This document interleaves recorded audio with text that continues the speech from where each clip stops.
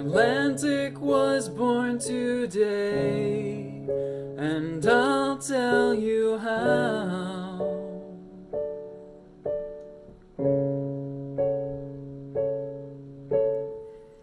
The clouds above opened up and let it out.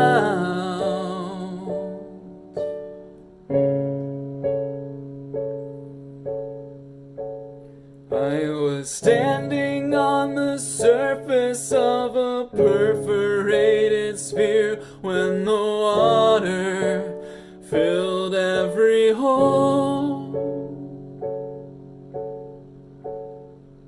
and thousands upon thousands made an ocean, making islands where no island should go. Oh no.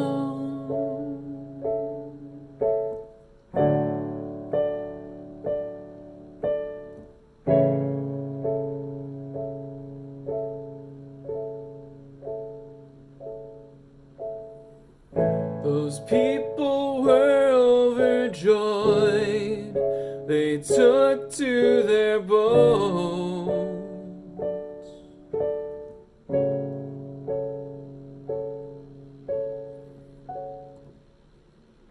I thought it less like a lake and more like a moat.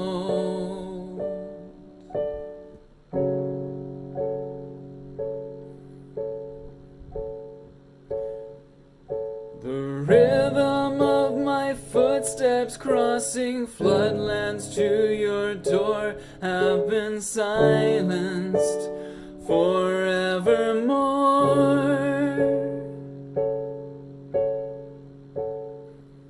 The distance is quite simply much too far for me to row. It seems farther than ever before. Oh no.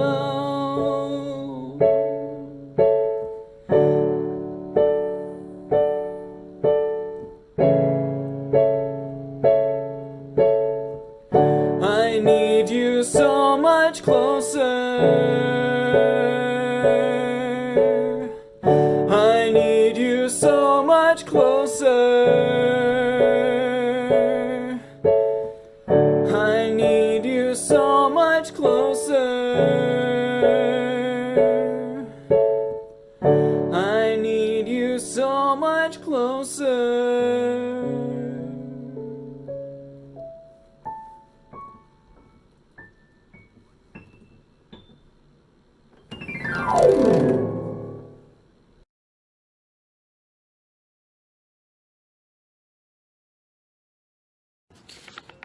Greetings from Jerrie Green in beautiful Ashtabula, Ohio.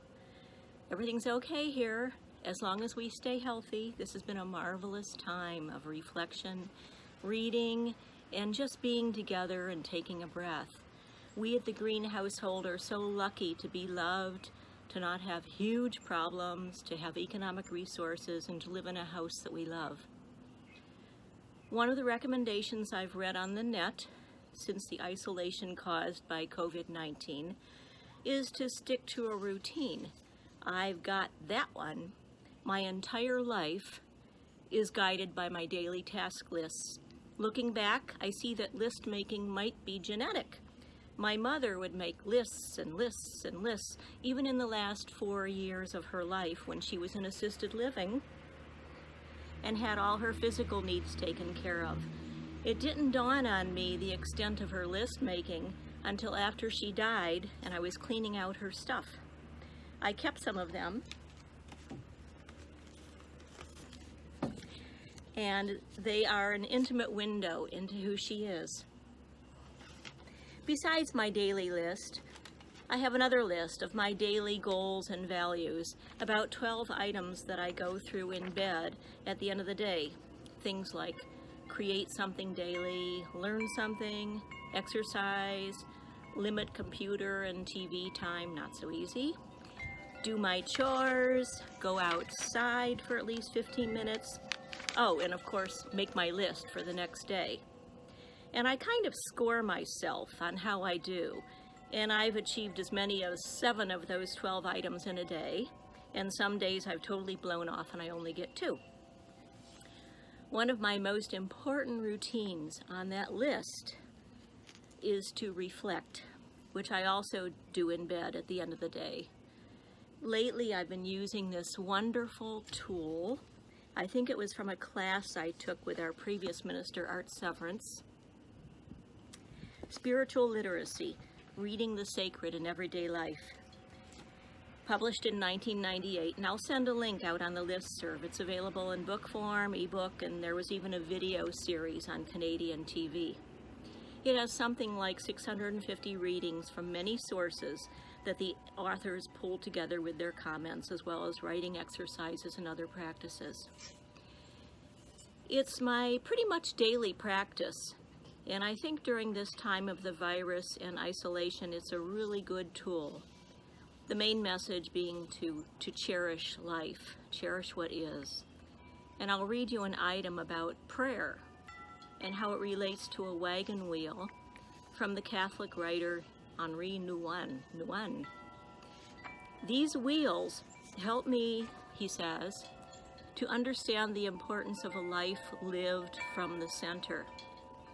When I move along the rim, I can reach one spoke after the other, but when I stay at the hub, I'm in touch with all the spokes at once.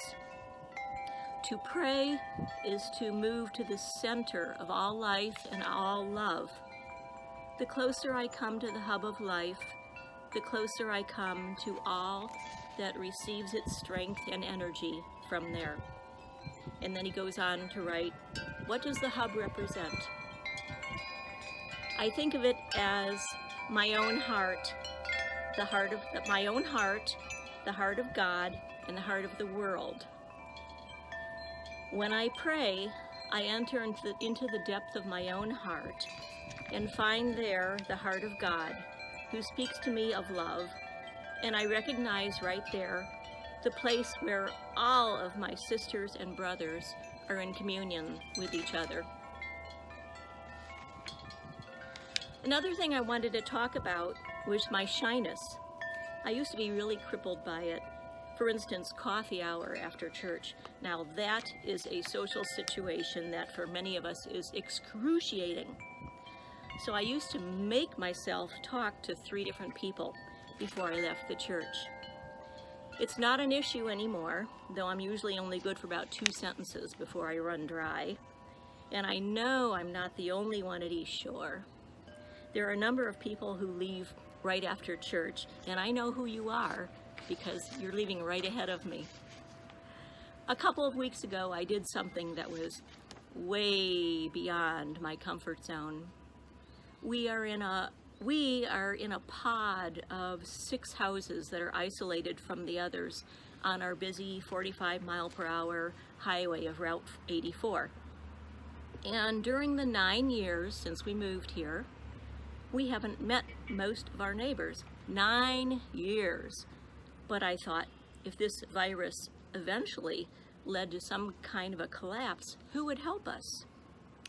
So I went to each of the neighbors and I gave them our contact information, and I got their contact information in return. And that was just meeting people that I hadn't met was really new, hard for me. I met one neighbor who warned me to stay back because she was self-isolating. She was asymptomatic of the virus, but she had been out of the country. And she had to remind me a couple of times to step back. It's funny, when you're talking to someone, you want to be closer. And then there's a family directly across from us. Their house is kind of far back, so I never had a chance to see them up close.